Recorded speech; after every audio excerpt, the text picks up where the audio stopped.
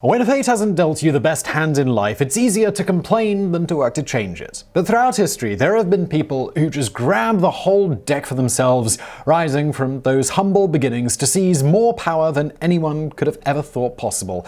And we're about to tell you, sometimes even the lowest peasants can rise to the highest stations.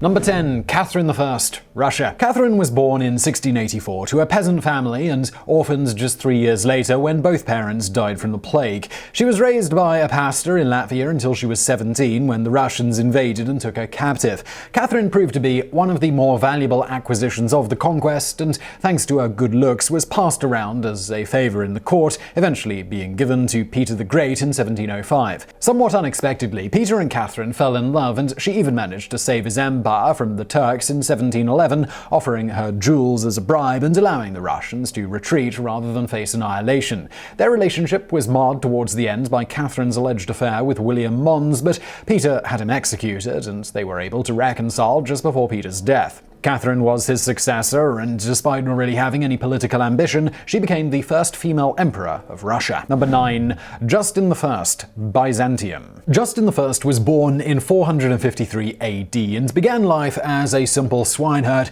enduring poverty and barbarian raids at an early age. At 20 years old, he set off on a journey to Constantinople to seek his fortune. He joined the corps of 300 and quickly rose to a position of command. With military power came political power, and he was given the title of Count. Emperor Anastasius was childless, and when it came to naming his successor, he chose to put his faith in God, saying that whoever came into his room next would become emperor. Rather than a member of his own family, however, it was Justin who entered his chambers and became the new emperor when Anastasius died.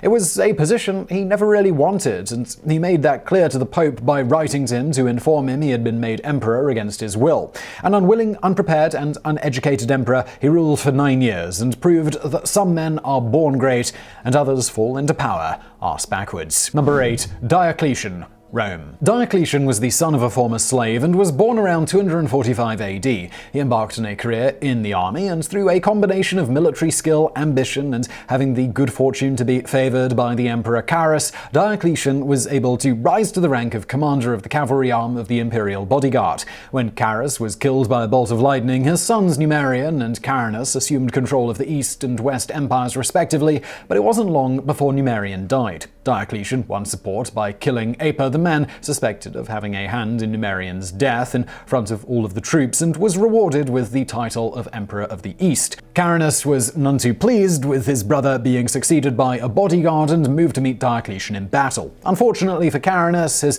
unpopularity led to his own men killing him and put Diocletian to assume control of the entire Roman Empire. Number 7. Theodora, Byzantium. Born in 500 AD, Theodora was the daughter of a bear trainer and grew up in the Hippodrome, where her actress mother started to teach her the tricks of the trade. By 15, she had become a child star in the arts of comedy, mime, and, well, prostitution. Her exploits were legendary, roughhousing, flashing, and performing acts with geese that would rather not imagine. Supposedly, she'd frequently take on 10 men at a time, and when they tired, she'd take on all their servants. She had a lot of stamina, is what we're trying to say. After finding religion at 18, the Emperor Justinian I was struck with her beauty, so much so that he changed the law so that he could marry her. She began taking on several of the emperor's duties, including passing laws and consulting with foreign rulers. She also tried to end the sex slave trade and issued anti-rape legislation, becoming one of the earliest champions of women's rights. Number 6. Maximinus Thrax, Rome. Maximinus Thrax was a shepherd and reportedly a giant, said to have been more than 8 feet tall. Being thought a giant with superhuman strength, it was no surprise when he began working his way up through the Roman military. In 235 AD, when in command of a force of recruits in Germany, the soldiers decided they would prefer Maximinus to be their ruler, killing Alexander and putting the giant into a position of ultimate power. With war being all he knew, he extorted and confiscated lands from the property-owning class, finally heading to Italy to suppress his challengers to the throne. throne. He never made it to Rome though, as his troops killed him in 238 AD after apparently realizing size isn't everything, and he was actually a pretty terrible leader. He carries the distinction of being a Roman emperor who never actually visited Rome, well, except for his severed head, which his mutinous soldiers brought to the city after removing it from his neck. Number 5. Liu Bang, China. Born in 256 BC to a peasant family, Liu was a troublemaker and a truant as a child. It was only when he saw the emperor riding in a magnificent carriage that he thought that he wanted the high life for himself and began to work toward achieving his goals of wealth and power. After spending time working his way up the administration ladder, he saw an easier path to becoming emperor and became a rebel leader. It took Liu just 2 years to beat his arch-rival Zhang Yu in capturing the capital, but was forced to spend the next 4 years keeping his rival at bay. Once he had finally beaten his enemy's larger rebel army, he became known as Emperor Gaozhu of Han and began the Han dynasty that lasted for 400 years. He never did lose his childish ways, though, once urinating into a scholar's hat to show his disdain for education. Number 4. Toyotomi Hideyoshi, Japan. A peasant born in 16th century Japan, Toyotomi was fatherless at the age of 7, a peasant, and pretty famously ugly. So in other words, he got a pretty crappy start in life. With nothing else going for him, he went looking for adventure and joined the Oda clan, where he proved himself brilliant in battle and rose through the ranks. He earned the trust of a man named Oda Nobunaga, commonly referred to as the Demon King, who gave Toyotomi control of his own troops to lay siege to castles, capture cities, and force generals into committing suicide. As luck would have it, those were some of Toyotomi's favorite hobbies. When Oda Nobunaga was killed, Hideyoshi brought his killer's head to the grave as vengeance because apparently flowers just won't do. He continued taking over Japan, eventually ending the warring states period that had lasted 150 years. As the new regent of Japan, he launched 2 invasions of Korea and put an end to social mobility, since he didn't think a peasant should be ruler, presumably because there isn't a Japanese word for irony. Number 3. Basil I, Byzantium. Basil was not only born into a peasant family, but was also kidnapped by Khan Krum, a man who won virtually every evil name contest he ever entered when he was just an infant. He managed to escape in his early 20s and headed to Constantinople to make his fortune. He was minding his own business at a wrestling match when he found himself challenged by the champion, and like Peter Parker against Bonesaw McGraw, he somehow managed to pull out a victory. His victory did not go unnoticed, and he was made head bodyguard to the emperor. Realizing that his new position basically consisted of beating people up, he took it a step further by killing the emperor's uncle to further his own power.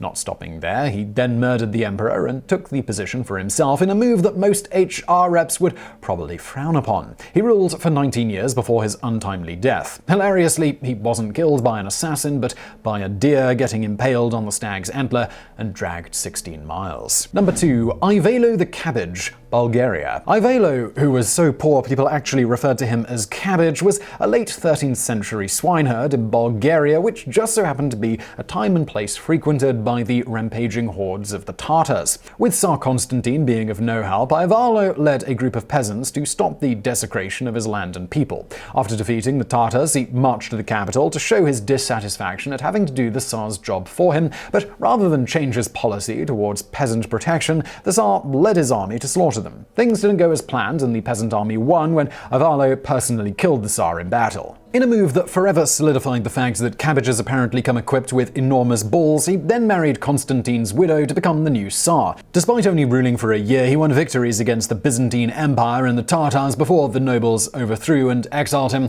as they weren't too happy with a peasant being on the throne. Number 1. Zhu Yuanzhang, China. Zhu was born in 14th century China into a family so poor that they literally had to give away most of his siblings. As if that level of poverty wasn't enough, his family was then wiped out by floods and the plague, leaving him no choice but to become a wandering beggar. Eventually settling in a monastery after years of roaming around China, his bad luck continued when the Mongolian Yuan dynasty destroyed his shelter. Reaching his breaking point, he joined the rebel army and quickly worked his way up to become their leader and captured the city of Nanjing. Hell-bent on trying to stop any more more disasters in his life, he managed to end the Mongol rule of China and completed unification of the provinces by 1383. With his enemies vanquished, he started the Ming Dynasty, the longest ruling dynasty in China's history. Basically, China entered its most famous era all because Mother Nature, bad luck, and the Yuan Dynasty couldn't combine to finish off a tramp. So I really hope you found that video interesting. If you did, please do hit that thumbs up button below. Don't forget to subscribe, brand new videos every day of the week.